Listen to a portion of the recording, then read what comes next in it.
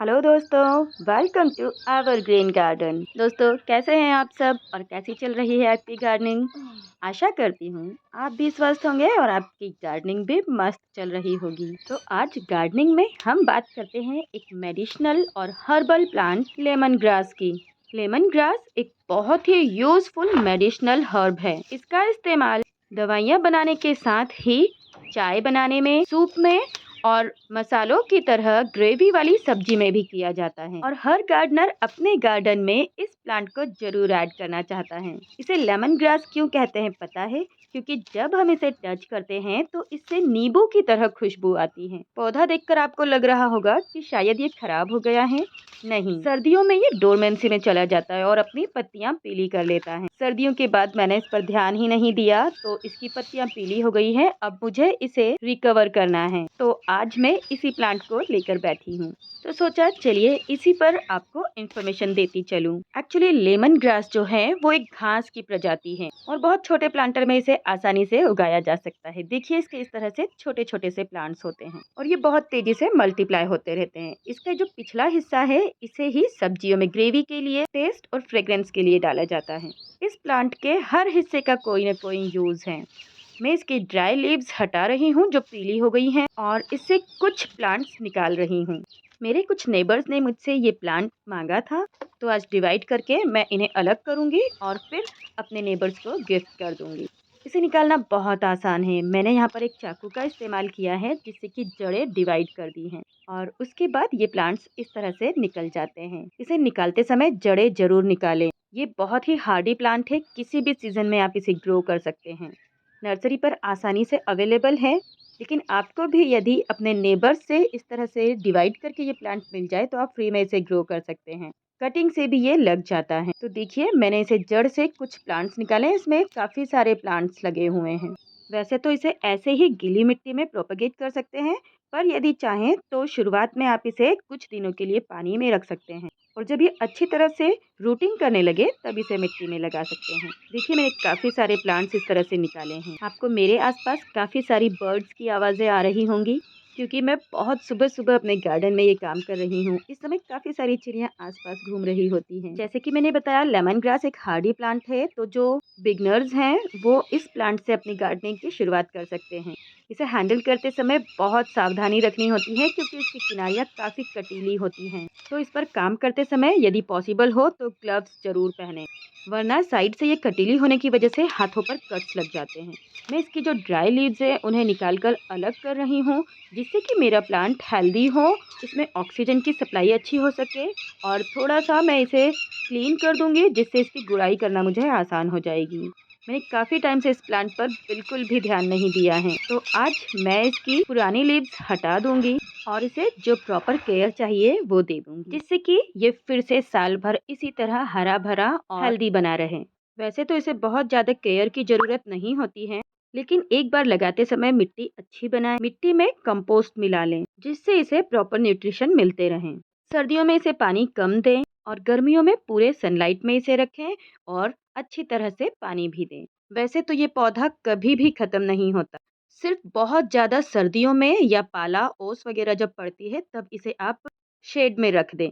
सर्दियों में ये पत्तियां पीली करने लगता है, उस समय थोड़ा सा इसकी केयर करनी होती है। बाकी आप इसे किसी भी कंडीशन में रख सकते हैं।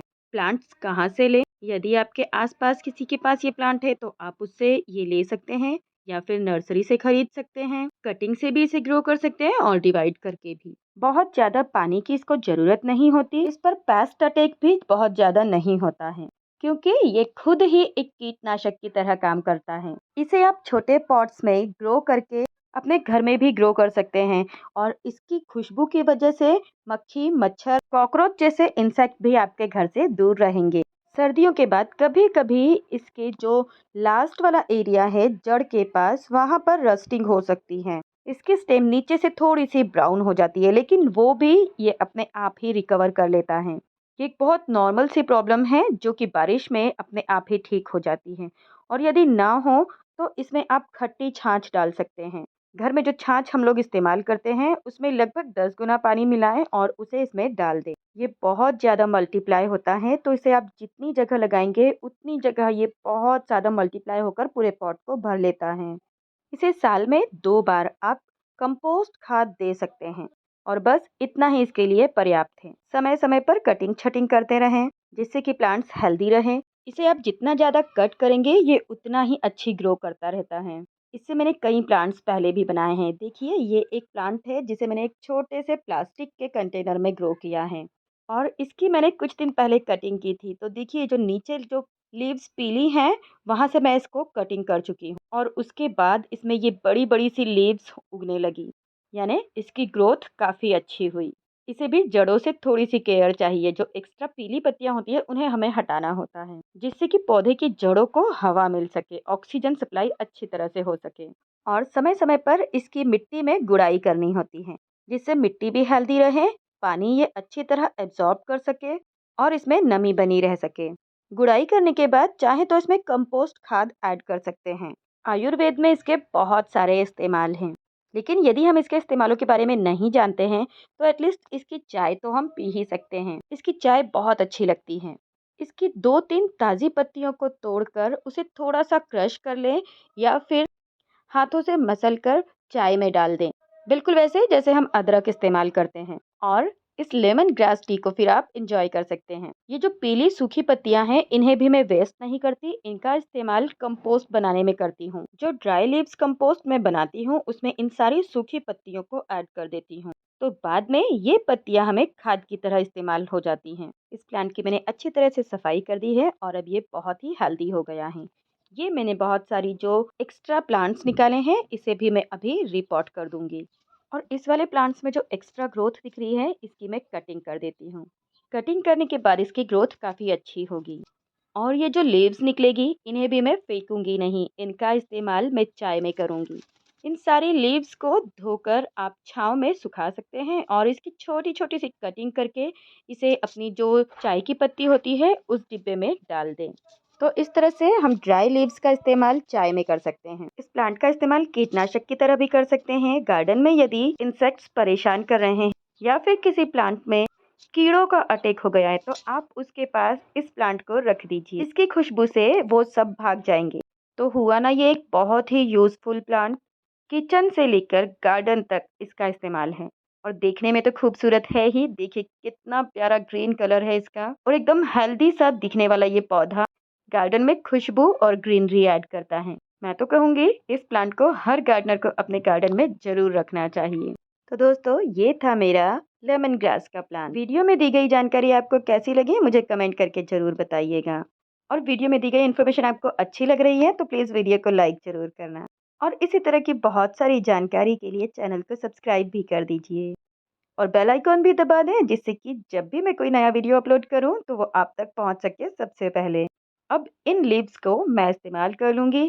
तो अब चलिए नए प्लांट्स को हम रिपॉट कर लेते हैं। तो रिपॉटिंग के लिए मैंने जो नर्सरी बैग्स होते हैं उन्हें ले रखा है। इसकी मिट्टी को मॉइस्ट कर लिया है पानी डालकर और अब किसी स्टिक या रॉड से हम इसमें स्पेस बना लेंगे ताकि जड़ें इसमें अच्छी तरह से सेट हो सके। और अब कुछ पौधे लेकर हम इस मिट्टी में इसे ऐड कर देंगे। ऊपर से थोड़ी सी एक्स्ट्रा मिट्टी इसमें ऐड करेंगे जिससे कि जड़ें सिक्योर हो जाए और पानी डालकर इसे 1-2 दिन के लिए धूप में रख देंगे। इसी तरह से दूसरे जो पॉट है उसमें भी मैं कुछ प्लांट्स इसी तरह से ग्रो कर दूंगी और बस तैयार हो जाएंगे हमारे नए प्लांट्स। तो ये तो थी हमारी जानकारी लेमन ग्रास को लेकर। मिलते हैं अगले किसी वीडियो में किसी नए प्लांट और किसी नई जानकारी के साथ। तब तक के लिए बाय एंड हैप्पी गार्डनिंग।